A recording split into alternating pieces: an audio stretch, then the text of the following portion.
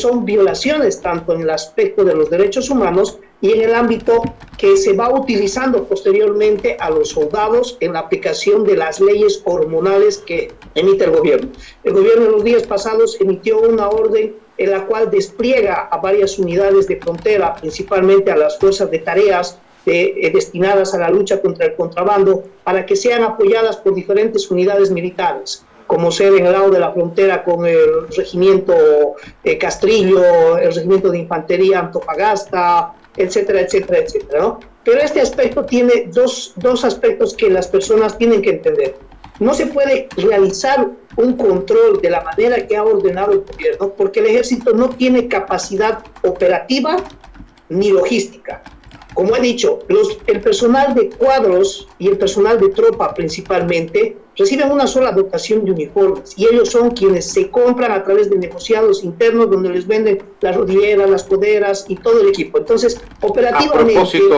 A propósito, capitán, me ha llegado material precisamente de gente de la policía que refleja lo que usted me está diciendo. Y le voy a pedir a Roberto López, nuestro jefe de producción, pueda compartir este material que nos llega con una denuncia en torno a lo que están haciendo. Dice, a ver si lo tenemos el material, Roberto, dice: otra vez negociado de los comandantes generales, están cambiando el uniforme como siempre, todo va a salir de nuestros bolsillos, cada 2 o 3 años nos cambian de uniforme en lugar de cambiar las mañas que tienen de sacar plata a los subalternos.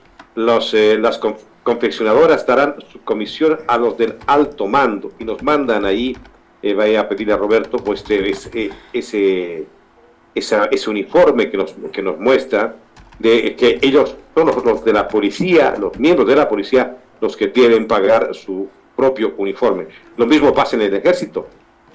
Mira, querido Gonzalo, ese aspecto del cambio de uniforme cada 2 años dentro de la Policía Nacional es lo mismo que acontece dentro del Ejército Nacional. Desde la gestión del jefe de Estado Mayor, el general Ágreda Mendívil, quien colocó la huipala dentro del uniforme militar y que está dentro de lo que es el proceso del autogolpe que se dio el 26 de junio, se empieza a cambiar los uniformes cada dos años. Se le cambia el blasón, se le coloca que de metal, que de color y demás cosas, ¿no? Entonces, si bien existe una norma que obliga a las personas dentro de la función política del Estado a prestar el servicio militar obligatorio, es el gobierno quien viola los derechos humanos porque no les dan la capacidad para que los soldados puedan cumplir esta labor como la que se le acaba de designar los días anteriores, que es el tema del control del contrabando y del control del contrabando a la inversa, como le han denominado. Entonces, operativamente ellos no están preparados, tanto el personal militar, fuera de los cobros que existen, fuera de todas las irregularidades, no están preparados dentro de las normas de empeñamiento. Por ejemplo, las normas de empeñamiento del ámbito militar indican que en casos extremos y avalados dentro de la normativa legal vigente y se basan en lo que es la ley 1053 y la ley 100 prácticamente del fortalecimiento de la lucha contra el contrabando, para que ellos puedan hacer el empleo legítimo de la fuerza y el uso de las armas de fuego.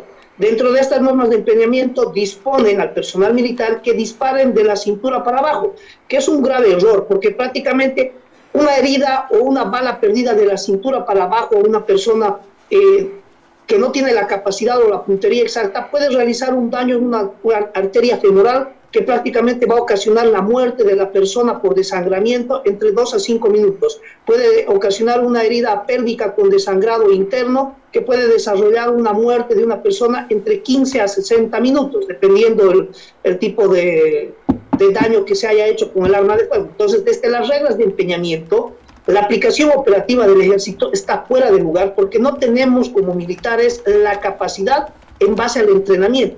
2, no existe un conocimiento por parte del personal de cuadros, mucho menos por el personal de tropa que los están utilizando en base al servicio militar obligatorio dentro de lo que es la aplicación de leyes y normativas legales vigentes. Por ejemplo, ellos van a hacer una incautación de vehículo, no saben cuándo tienen que hacer el secuestro del vehículo, cuándo tienen que hacer el decomiso del vehículo, cómo se verifica la DUDI, por ejemplo. Hay temas de contrabando que no solamente son el contrabando tradicional que las personas piensan, harina, combustible, harina, pollos, productos perecederos, sino también en el lado del oriente existe el contrabando y el tráfico de madera hacia el exterior. Entonces ahí ellos tienen que revisar lo que es el CEPO, el certificado forestal. Se tiene que verificar dentro de la aplicación de la ley 1008 y tiene que tener conocimiento del personal militar lo que es el tema de que ellos no pueden mover el vehículo porque puede estar contaminado y una prueba contaminada puede generar que el narcotraficante salga libre. Entonces hay muchos errores y muchas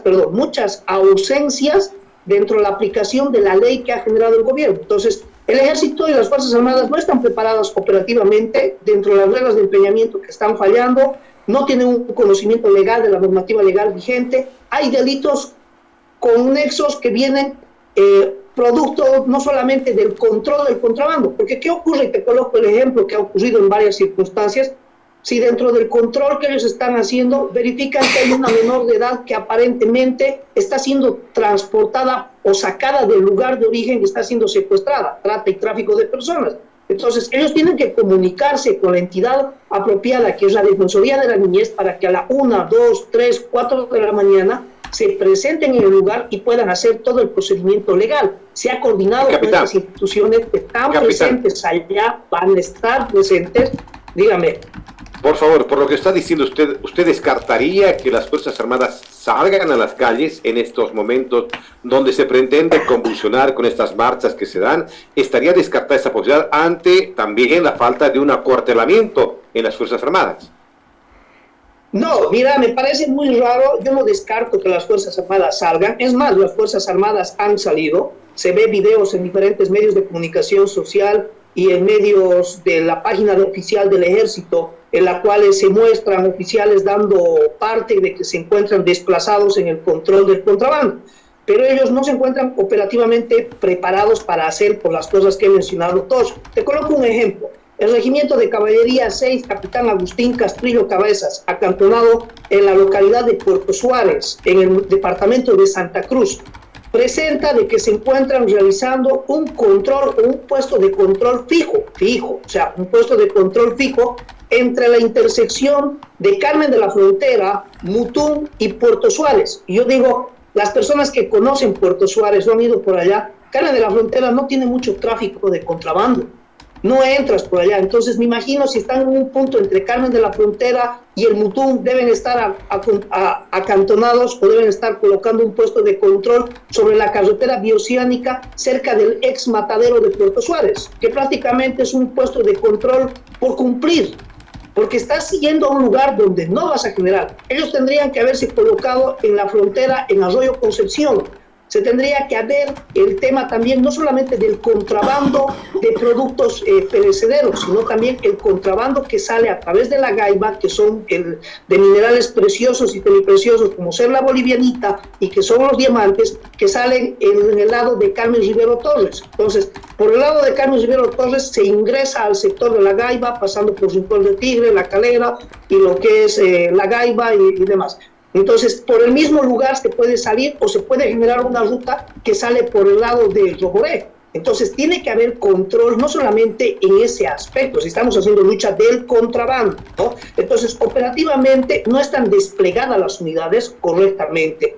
Operativamente no tiene el Ejército la capacidad. Dos, te coloco otro ejemplo. El Regimiento de Infantería 28 Antofagasta, acantonado en la ciudad de Colchacá, departamento de Potosí, no tiene capacidad de vehículos. Ellos cuando hacen el relevo de los puestos militares adelantados, y te he mandado fotos de eso, tienen que pedir prestado el camión de basura del municipio de Colchacá. Los relevos de los puestos militares dentro de lo que es el Regimiento de Infantería 28 en el Salar de Uyuni se hacen a través del camión de basura del municipio de Colchacá. Entonces estamos superditados ellos. Tiene el comandante un solo vehículo. Te he mandado un cuadro igual de actividades que ya se realizaron en lo que se llamó...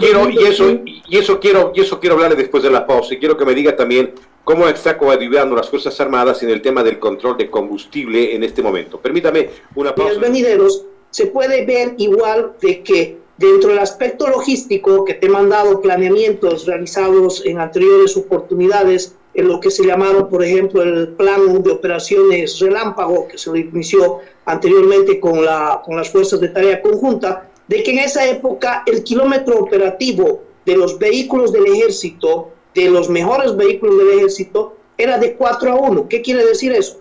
que un vehículo militar prácticamente tiene una relación que avanza 4 kilómetros con 1 litro de combustible, donde prácticamente el kilómetro normal de un vehículo está por arriba de los 15 kilómetros por litro de combustible. Entonces, los vehículos necesitan mucho combustible, ¿no? Estamos hablando de que prácticamente, de acuerdo a un cuadro de resumen de combustible de las ECAs o los equipos de combate, para un desplazamiento de 3 días a través solamente utilizando las fuerzas de tarea, no las unidades como están haciendo ahora, necesitarían aproximadamente 2.160 litros de gasolina para 3 días.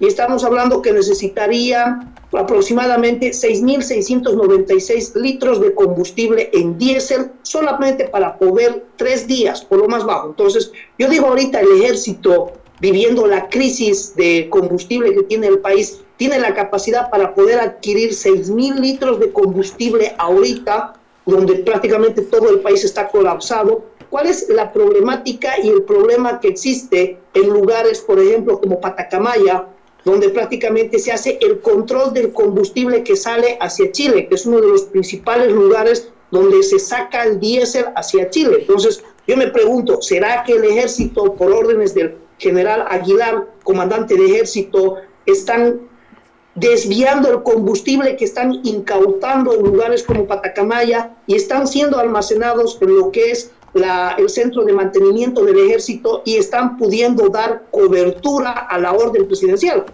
Porque caso contrario yo no me explico de dónde están sacando el combustible para poder hacer. Ahorita estamos viviendo una crisis peor en las unidades de frontera, como ser Puerto Suárez, Roboré, Colchacá, Uyuni, en lugares donde el combustible, así tengas el dinero, escasea, ¿no? Entonces, en las condiciones en las que usted ha planteado el panorama, es imposible controlar el contrabando con este panorama que tiene las Fuerzas Armadas.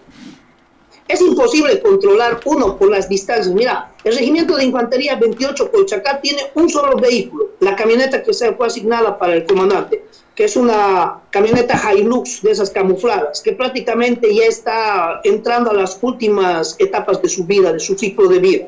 Entonces, con ese vehículo ellos tienen que cubrir todo el Salar de Uyuni, porque la unidad de Colchacá está atravesando el Salar de Uyuni, que es uno de los principales puntos de contrabando, tanto de salida como de contrabando a la inversa que le han denominado, porque es prácticamente el lugar donde pasan muchas cosas. Entonces yo me pregunto, fuera de ese aspecto, no tienen la capacidad logística, ¿qué ocurre si los contrabandistas los emboscan a la unidad? El personal de cuadros que está destinado ahí tiene la capacidad y el entrenamiento operativo para poder reaccionar. Tenemos el armamento, cuando prácticamente desde la época de Evo Morales nos han quitado las pistolas y los militares tienen sus pistolas guardadas en material bélico y no tienen más de 5 cartuchos de pistola, 5 balas, para que me entiendan en términos civiles, y con 5 pistolas, 5 cartuchos voy a reaccionar. Los fusiles PAL de la unidad del Regimiento de Infantería 28 no funcionan el 90% de los fusiles, porque las agujas percutoras ya están viejas, oxidadas, y los fusiles no están operativos. Entonces, ¿dónde puedo yo tener la capacidad de reacción ante una situación? ¿Existen medios de comunicación o solamente están mandando a los militares y a los soldados a comunicarse con sus celulares y utilizar líneas de WhatsApp? ¿Qué panorama, capitán? ¿Qué panorama que nos plantea deprimente? No podíamos esperar tampoco mucho. Nuestras Fuerzas Armadas está igual que el país, muy mal, estamos de capa caída en este tiempo. Le agradezco mucho por darnos esta mirada, esta lectura y estos datos importantes. No podemos controlar el contrabando con las Fuerzas Armadas, no tenemos la capacidad técnica ni logística para movilizarnos, dice el capitán Sergio Castro, ex hombre de inteligencia de los Pachá. Gracias, capitán, por su mirada y por esta lectura que nos da. Querido Gonzalo, muchas gracias. A través tuyo un saludo a toda tu audiencia y a tu equipo de trabajo. Gracias, capitán Sergio Castro. Chile, hemos escuchado este panorama, ¿no? Se habla de controlar las fronteras, de cuidar las fronteras, de evitar el contrabando, pero eso es imposible, ¿no? Imposible lo que acabamos de escuchar, eso es imposible que esto ocurra tomando en cuenta la cantidad de frontera que tenemos y los medios con los que contamos, ¿no? No tenemos medios, no tenemos nada, simplemente son saludos a la bandera, esto de controlar el contrabando. Hemos llegado al final. Gracias, Chile, la despedida de los compañeros. Así es, Gonzalo, a nombre de todo el equipo que ha estado trabajando en esta tarde, vamos cerrando y despidiendo ya el programa. Siempre es un gusto poder estar con ustedes. Tenemos todavía trabajo pendiente nosotros con lo que está pasando acá, una situación todavía no muy clara respecto a la determinación de la justicia respecto a Pambol, así que vamos a estar informando. Se ha convocado ya una conferencia de prensa, así que los invitamos a que ustedes puedan seguir a través de nuestras redes sociales con todo el acontecer informativo de lo que ocurre en el transcurso de estas horas hasta mañana, que nos reencontramos a las 4 en punto. Gracias, Chile. Nayeli, gracias por tu trabajo. A Valeria también un fuerte abrazo. Gracias, Robertito López, nuestro jefe de producción. Un fuerte abrazo. Cachito Herrera, nos vemos mañana. Un abrazo grande. Chile Gutiérrez, nuestra directora general. Gracias por estar con nosotros. Nos reencontramos, Dios mediante.